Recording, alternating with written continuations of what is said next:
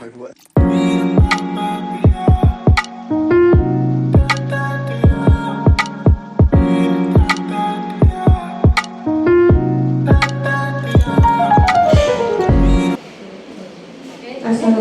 warahmatullahi wabarakatuh. Selamat pagi Bapak Ibu yang sedang pasien yang sedang menunggu antrian di ruang pelayanan di Puskesmas Gayo. Di sini kami ada kegiatan yang namanya podcast sehat Pos Ayu atau podcast sehat Puskesmas Gayo. Nah, ini merupakan kegiatan Nani Yustilawati, Boloan Peruang Obat. Kegiatan penyuluhan dalam gedung dengan sasaran Bapak Ibu yang sedang menunggu di ruang pelayanan. Nah, setiap bulannya temanya berbeda. Pada pagi hari ini temanya yaitu tentang deteksi dini stroke dengan memanfaatkan golden time atau waktu-waktu penting agar tidak sampai parah gitu ya deteksi stroke-nya. Nah, pada pagi hari ini saya Ica selaku koordinator promosi kesehatan sebagai moderator, dan nanti ada narasumber kita Dr. Miftah Zada. Nomor antrian E3. Silakan ke loket pendaftaran. 1. Interaksi yang sedang bertugas di Puskesmas Gayo. Untuk terkait dengan stroke sendiri merupakan salah satu penyakit kardiovaskular ya, atau penyakit yang berhubungan dengan gaya hidup. Nah, mungkin bisa dijelaskan atau mungkin perkenalan dulu Dok, boleh Mbak? Gimana? Terima kasih Mbak Ica. Assalamualaikum warahmatullahi wabarakatuh. Perkenalkan, saya Dr. Miftah Zada, dokter internship yang bertugas di Puskesmas Gayo. Selamat pagi Ibu-ibu dan Bapak-bapak semuanya. Gimana hari ini kabarnya? Sahih banget di tengah Baiknya, alhamdulillah atas rahmat Allah sehingga kita masih bisa berkumpul pada pagi hari ini. Kita akan membahas podcast tentang deteksi dini pada stroke dengan memanfaatkan golden time atau waktu emas pada saat terjadinya penyakit stroke. Jadi stroke sendiri itu adalah gangguan dari sel-sel otak. Otak itu kan adanya di kepala kita. Jadi di mana otak ini adalah suatu organ yang kompleks yang bermanfaat, kayak misalkan kita ini melihat, mendengar, lalu berbicara, bergerak ke kanan, ke kiri, berjalan, semua itu yang memerintah daya atau yang memprosesnya itu dari otak.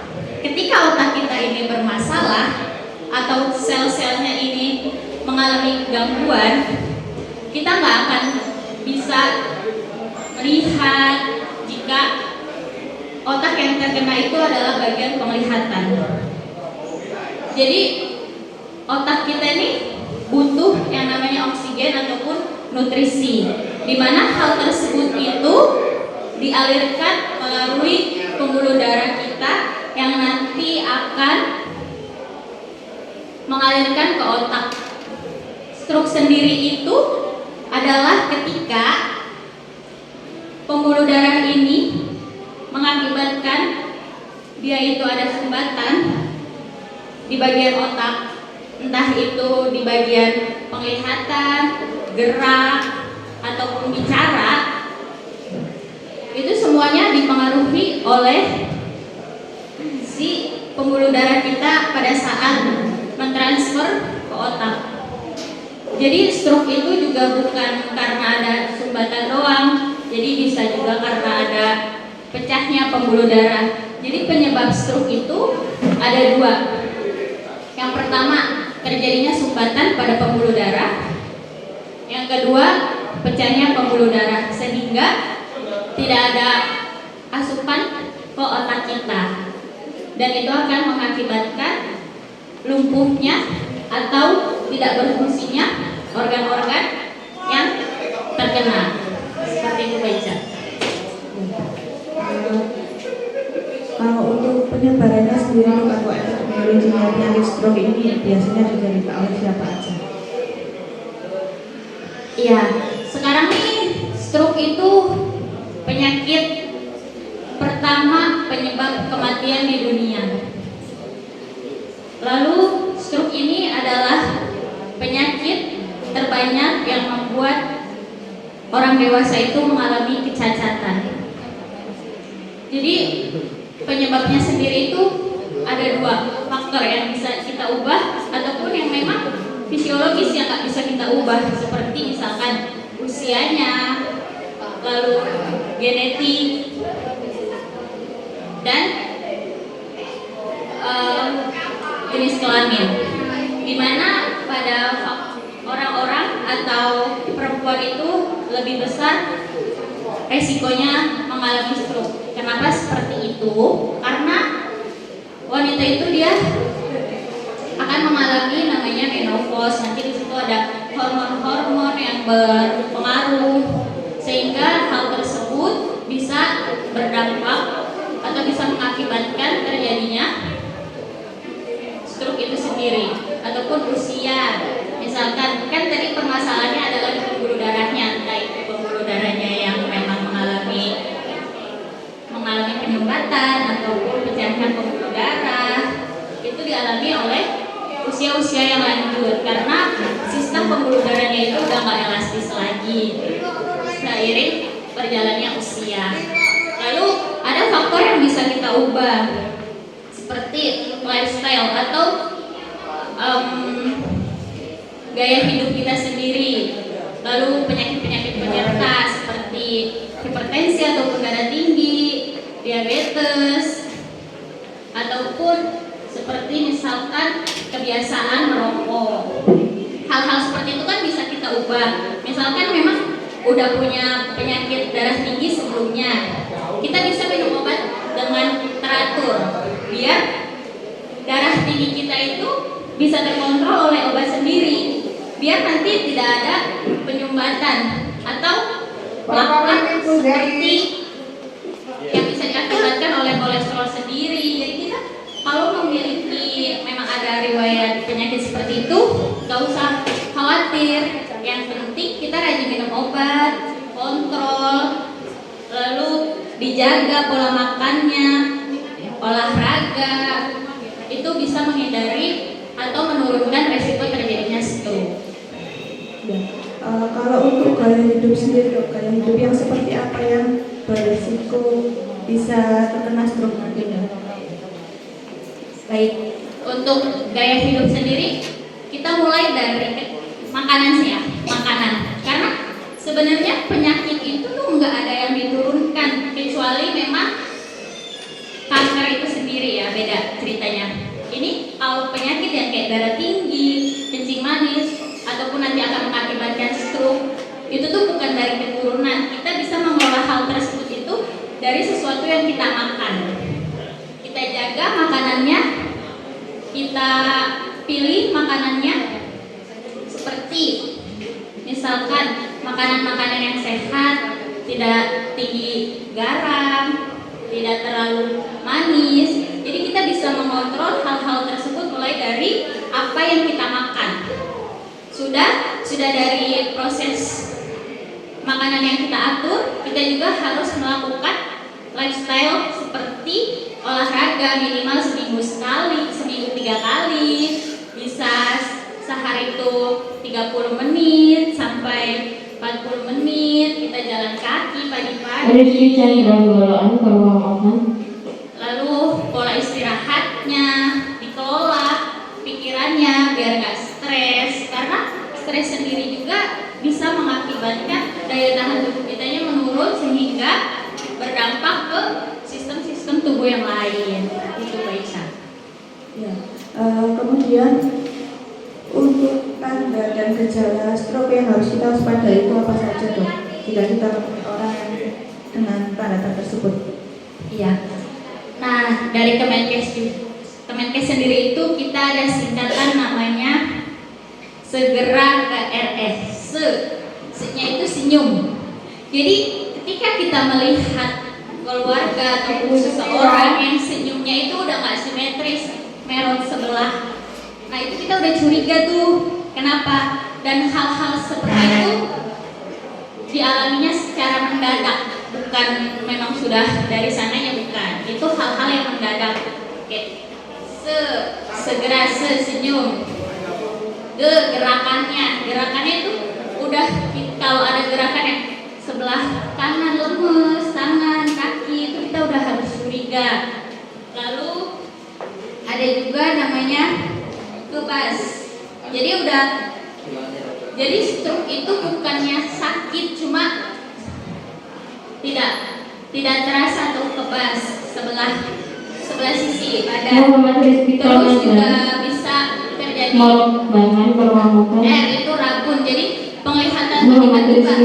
Stroke itu gejalanya tiba-tiba, nggak yang dari lama. Jadi dia hal yang memang gejalanya tuh tiba-tiba, kayak rabun, pandangannya tuh nggak melihat dengan jelas, terus sakit kepala yang hebat. Jadi ketika kita mengalami atau keluarga yang mengalami hal-hal tersebut seperti yang tadi sudah dijelaskan, itu kita harus melihat atau menghitung dari keluhan itu timbul. Karena stroke ini kita punya golden period atau waktu emasnya. Ketika kita lakukan penata laksanaan atau pengobatannya itu cepat, kurang dari 4 jam atau 4,5 jam, itu tingkat keberhasilan atau tingkat kesembuhan untuk stroke itu sendiri lebih tinggi dibandingkan kita melakukan pengobatannya itu melebihi golden periodnya itu atau waktu emasnya itu, atau waktu lebih dari 4,5 jam.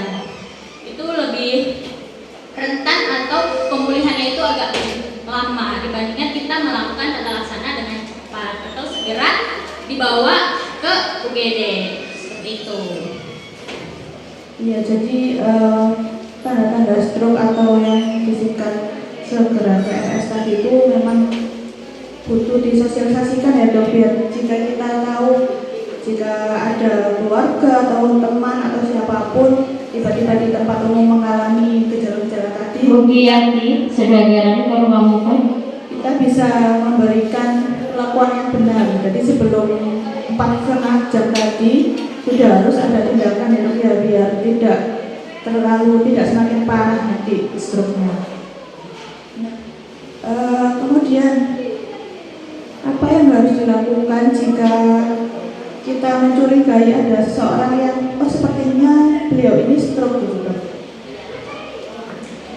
Yang tadi ya, gejala stroke itu benar-benar memang tiba-tiba, bukan yang lama udah mengeluh, lemas dan lain sebagainya. Jika memang keluarga atau seseorang yang mengalami hal-hal gejala yang tiba-tiba, kita nggak usah panik, kita lihat waktunya. Setelah itu nggak usah dikasih, kalau pasiennya itu nggak sadar, jangan dikasih makan dan minum, jangan dipijat, ya. Segera bawa ke rumah sakit atau ke UGD terdekat dengan diperhatikan dan dilihat waktu gejala itu timbul, karena waktu itu sangat menentukan keberhasilan kesembuhan dari stroke itu sendiri. Dan nanti dilihat lagi, karena di dalam penelitian itu stroke yang paling banyak itu adalah diakibatkan oleh penyumbatan. 80% sampai 85% stroke itu diakibatkan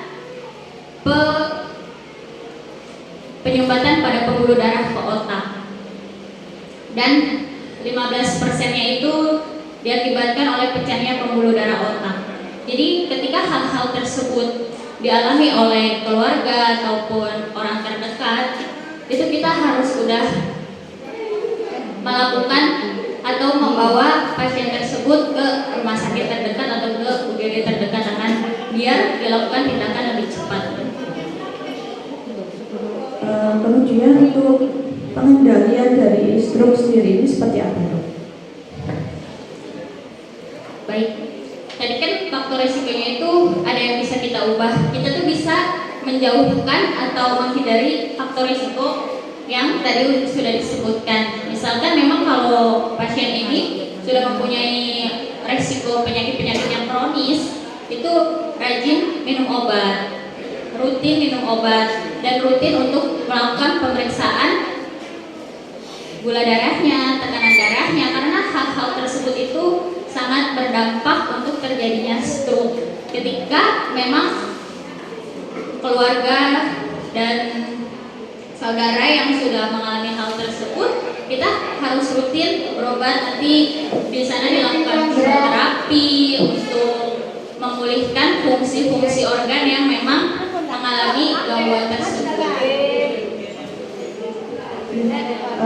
Setelah itu, setelah kita tahu faktor risikonya, tahu gejalanya, nah bagaimana pencegahan atau cara pencegahan agar kita tidak sampai terkena penyakit stroke ini, Dok?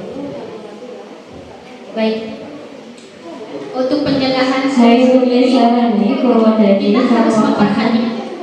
Untuk pencegahan stroke sendiri kita harus memperhatikan dari memang stroke itu sangat bisa dicegah dengan cara misalkan kita melakukan hidup yang sehat, seperti pengelolaan istirahat kita biar daya tahan tubuh kita tuh meningkat.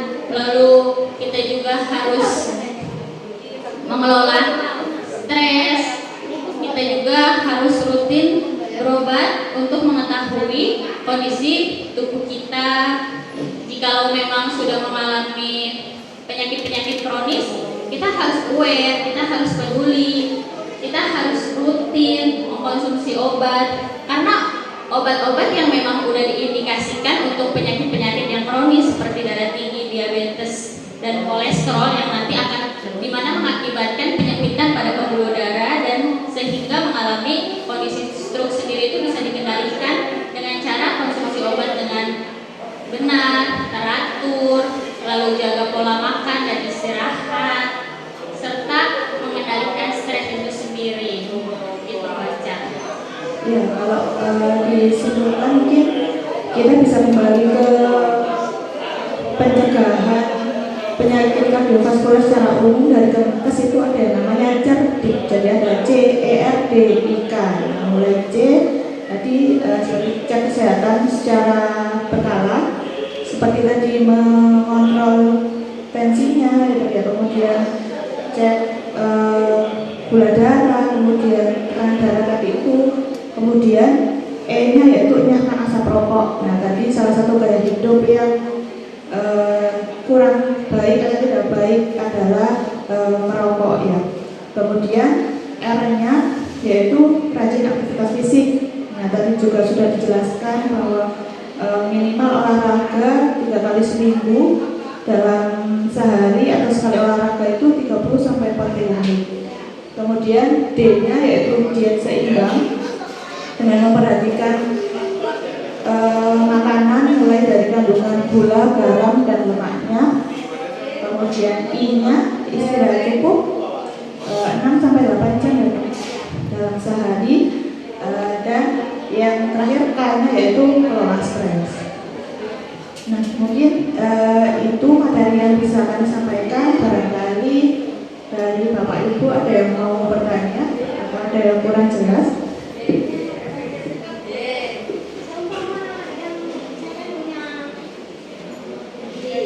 Berhati lagi beriman kalau untuk saya kan punya ide sudah cek pulang ke aku ya kan habisnya sekarang ya jawab itu lah terus sama diundikan obatnya dibantu obat ini dapat soalnya ada temannya yang insya Allah cenderung arah lebih baik. Oh iya, makasih.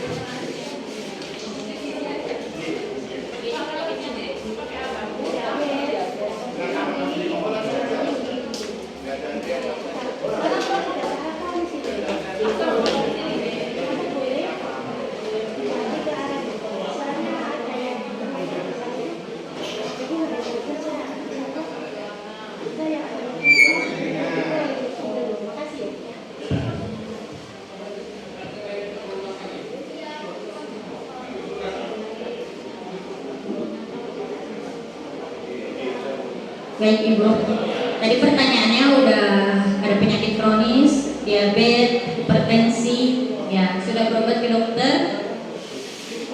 sudah lama mau ganti ke pengobatan herbal karena teman-temannya di lingkungannya pakai pengobatan herbal berhasil. Ya.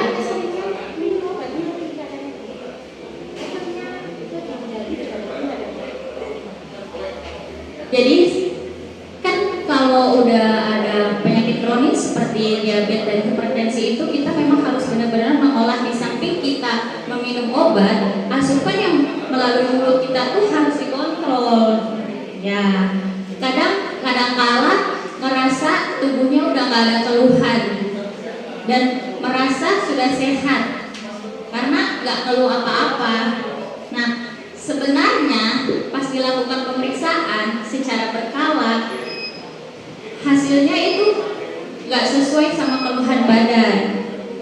Kadang-kala kita merasa gak ada keluhan, badan enak, ternyata pas dilakukan tensinya sampai 180-an atau sampai 200, itu gak ada keluhan apapun. Karena memang tubuh manusia itu merespon sinyal dari organ-organ tubuh kita tuh berbeda dengan orang lainnya. Jadi sebenarnya sangat salah kalau orang yang udah terkena atau terdiagnosis hipertensi itu tidak minum obat dan akan merusak ginjalnya.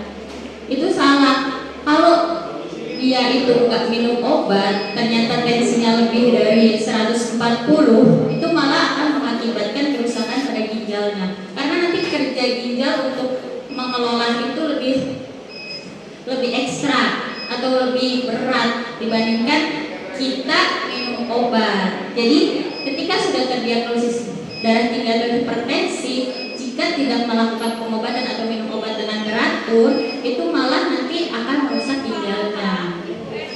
Itu. Kalau memang kebanyakan minum obat anti nyeri, lebih ke merusak lambung kalau anti nyeri. Ya. Seperti itu.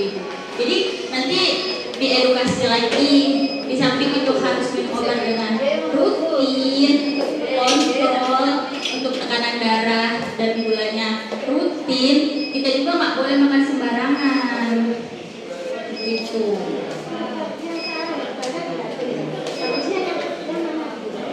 Untuk herbal sendiri harus dilihat dulu isi kandungannya apa.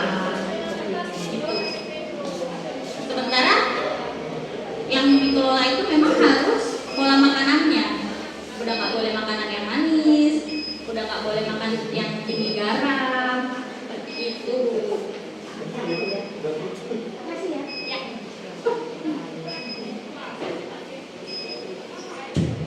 Iya, jadi mungkin lebih utama yang disarankan dokter ya, tapi ya karena mungkin bisa jadi kalau obat ya obat kita juga nggak tahu, barangkali kan gulanya tinggi atau seperti apa, nanti kan dikhawatirkan nanti malah merusak ininya pola makannya tadi Bu ya, kan kita juga harus mengontrol apapun yang masuk selain obat, itu dari makanan yang kita konsumsi.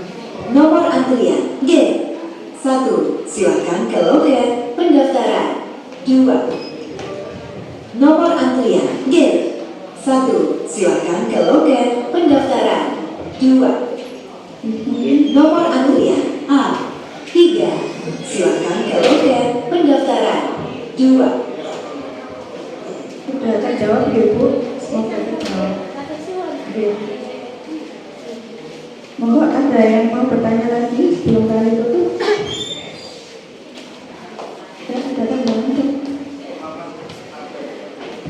Ya, mungkin itu materi dari kami, sedikit pembelajaran cenderung untuk kami juga tentang deteksi dini stroke dengan memanfaatkan golden time atau waktu-waktu penting untuk penanganan stroke itu sendiri. Semoga apa yang kami sampaikan bermanfaat dan jadi tambahan ilmu pengetahuan bagi kita semua, dan kami mohon maaf jika ada salah kata. Kami akhiri. Wassalamualaikum warahmatullahi wabarakatuh.